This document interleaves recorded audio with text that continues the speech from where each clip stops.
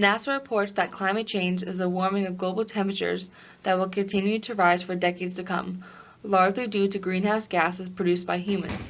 In Africa's countries, the effects of climate change include increased heat, drought, insect outbreaks, increased wildfires, declining water supplies, reduced agricultural yields, health impacts, and flooding and erosion. In Africa, the people depend largely on farming and agriculture for most of their food. In the next few decades, we will see a large increase in urbanization of developing countries in Africa. With a growing urban population comes an increase in population size. Agriculture employs 65% of Africa's labor force and accounts for 32% of gross domestic product.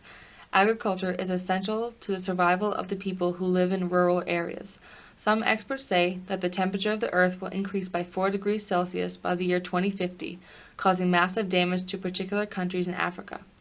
Africa will be one of the areas that is hit the hardest and will lead to a loss of livelihood. Economists and policymakers aim to spur a green revolution in Africa. According to the UN Population Fund's State of the World Population 2007 report, 72% of sub-Saharan Africa's urban population currently lives under slum conditions. An increase in urbanization would be great for Africa's economy, but this major shift cannot happen while the imminent threats of climate change are still an issue. Recent data from southern Africa shows chronic poverty and food insecurity in 11 cities. If there is not enough food for people now, how will Africa support its population while the effects of climate change only worsen? The indigenous people of Africa will lose their crops but also their livestock when the full effects of climate change hit. In Africa, more than 200 million people rely on livestock as their main source of income. They sell milk, meat, and even skins to keep their families alive. Just the livestock contributes to about 30% of gross value of agricultural production. Having all of these livestock does require a certain amount of food to feed them, which they do not possess. There will be massive droughts and scarcity of water. They are going to lose crops such as maize, common bean, cassava, sorghum, yam, finger millet, as well as coffee. These vital crops aren't just grown for food consumption, they are also grown for sale, which will be a huge loss not only for the family income, but for the economy itself. With the loss of their crops, the people in Africa are facing serious threats. At the country level, West African countries in or near the Sahel area are projected to be the most negatively impacted, with 70% decreases in suitable areas for crops. The common bean is an important source of nutrition and food security for many African countries. However, the common bean yield is also highly sensitive to climate change effects. The common bean, maize, and finger millet are projected to reduce their suitable areas by 30 to 50% across the continent of Africa. In Mozambique, Uganda, and Tanzania, suitability for Arabica coffee production will decrease by more than 50%, and suitability in Burundi and Rwanda will decline by 20 to 50%. Maize is also very vulnerable to the effects of climate change. Research shows that almost 90% of currently cropped maize area is projected to experience negative impacts.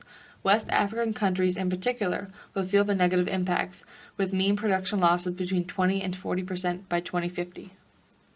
With the impacts of climate change, there will be an increase in starving children in Africa due to the lack of agricultural production. Studies have shown that by 2050, there will be a massive decline in food availability in developing countries. The number of African countries facing severe food shortages has doubled over the past 2 decades as extreme weather conditions and natural disasters disrupt farming across the continent. United Nations Food and Agriculture Organization reports as many as 24 countries are struggling with food shortages across sub-Saharan Africa, twice as many as in 1990. East and Central Africa are most affected, with more than 30% of people in the 2 regions classified as undernourished.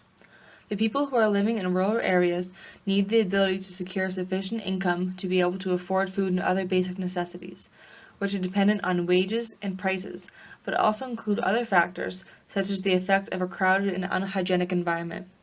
Without the lower class being taken care of, urbanization can never really be successful in most African countries. Recent work on the common bean at the International Center for Tropical Agriculture demonstrates a potential game changer in new breeding experiments. For some 50% of bean-growing areas, where heat stress is the major constraint, beans that can tolerate a change of up to 3 degrees Celsius increase have been successfully bred in greenhouse trials. This could carry the East African common bean throughout all the 21st century climate conditions. For global coffee producer East Africa, climate change will most likely lead to two events. 1. An overall reduction in Arabica growing areas, and 2. A replacement of heat-stressed Arabica areas by the more heat-tolerant Robusta plant. The National Adaptation Plan was established by the United Nations Framework Convention on Climate Change. This plan will help facilitate effective medium and long-term adaptation planning and implementation in least developed countries. This focused primarily on climate adaptation in agriculture, but also included water, forest, and land use. More tolerant crop varieties need to be developed, particularly for droughts, floods, and pest infestations. New varieties could contribute to adaptation and increase productivity. They could reduce projected reductions in yields by up to 15%. The effects of climate change can be mitigated by sustainable land use, forest management, and carbon sequestration, which is long-term or short-term storage of carbon dioxide. The restoration of degraded lands can increase soil carbon and crop yields, while contributing to the conservation of agricultural biodiversity. Furthermore, conservation tillage cultivation could be promoted, reducing some of agriculture's negative impacts on the natural environment.